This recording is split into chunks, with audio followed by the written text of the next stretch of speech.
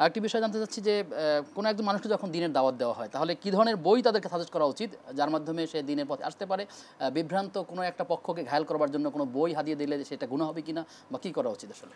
না, আমাদেরকে খেয়াল রাখতে হবে কোনো বই যখন আমরা হাদিয়া দিব, আসলে এই যে উপন্যাস টুপন্যাস যা আছে এগুলো কোনোটাই মানুষের মুক্তির পয়গাম হতে পারে না।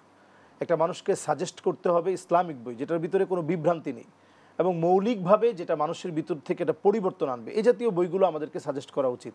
বিভিন্ন মতবাদ এবং বিভিন্ন মানে আমাদের মধ্যে একটা ক্লেশ সৃষ্টি করে, আমাদের মধ্যে মারামারির পরিস্থিতি সৃষ্টি হয়, বাদানুবিবাদ বেড়ে যায়, এই জাতীয় বই আমাদের হাদিয়া দেওয়া এটা আমাদের অনুচিত। আমাদের অনেক মৌলিক কিন্তু বই রয়েছে।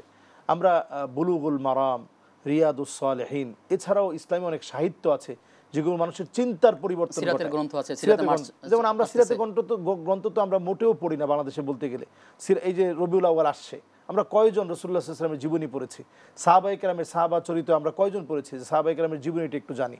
এই জাতীয় আসহাবে রাসূলের জীবন কথা, এই জাতীয় যে ধর্মগ্রন্থগুলো একেবারে প্রাণবন্ত মানুষের হৃদয় ছুঁয়ে যায়, এই বইগুলো মূলত মানুষকে হাদিয়া দিয়ে মানুষকে দিনের দিকে বায়াস্ট করা উচিত।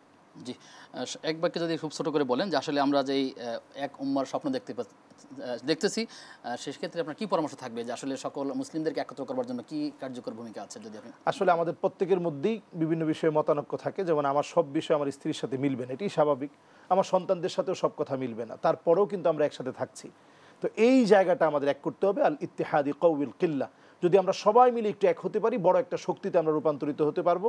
ওয়াল ইখতিলাফ ইউদাইফুল কাসরা, যদি আমরা শুধু ভাঙনের মধ্যে থাকি, বড় শক্তি হওয়ার পরেও, টুপিওয়ালা দাড়িওয়ালা অনেক হওয়ার পরেও আমাদের এই শক্তি সবসময় ছোট থেকে যাবে। এটা ব্রিটিশদের একটা প্ল্যান ছিল। ব্রিটিশদের প্ল্যান করে তারা আমাদেরকে কিন্তু এইভাবে ছোট ছোট করে রেখেছে। এজন্য এখনই সময় ঐক্য হওয়ার, এক হওয়ার, নেক হওয়ার। জি, আল্লাহ তাআলা আমাদেরকে এক হওয়ার মতো তৌফিক দান করেন। আমিন।